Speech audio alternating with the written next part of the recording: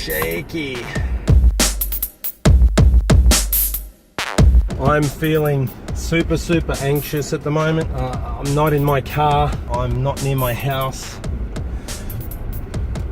I am not having a good time.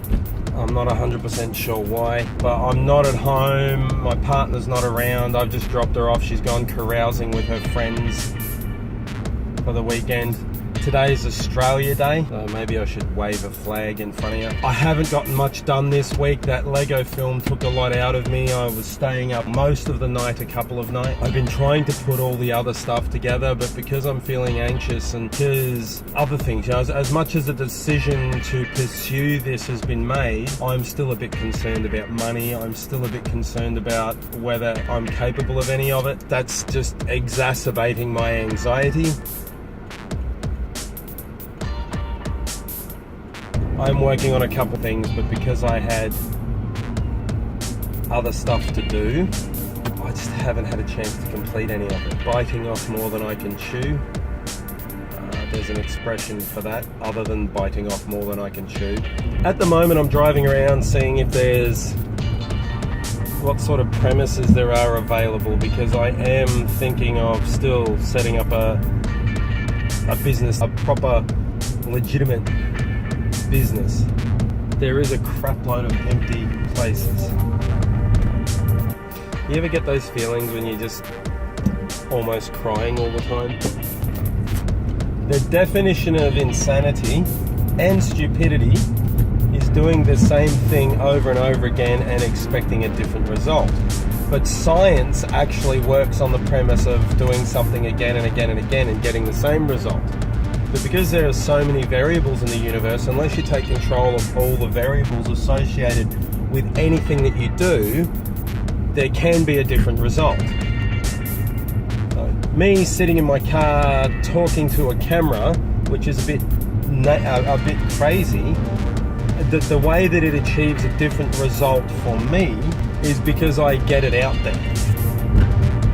Well, evidence dictates, I don't know why my voice broke then, I'm not a teenager. Evidence in the natural world that the act of viewing something can change the outcome. There's evidence that wolves and that behave in a particular manner, but then when they observe wolves, they then behave contrary to the evidence. And birds are the same. So people build a hide so they can observe the birds without being seen. But there is some evidence that in watching the birds, because it's actually injecting a variable, regardless of whether you know about it or not, into the situation.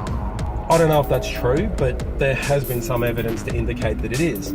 So me talking to myself is sort of changing the nature of my relationship to the universe. But talking to myself is not the same as talking to a different. It's strange the way that it works, but it is the way that it works. So rather than just talking to my inner voices that give me all sorts of answers that I don't like, the act of me talking to something or someone outside of myself affects how my world works. I think prayer can be the same sort of thing. And I'm not saying that there's nobody there. That wasn't meant to be a religious thing. That was meant to purely be an observation about how externalizing things affects. That's why bottling things up is never a good thing. Okay, I'm not saying that you should punch someone because they really need a punch. Because violence, really in general, not all the time, but in general, never ever solves anything. Because I haven't said it today, I have the best partner on earth.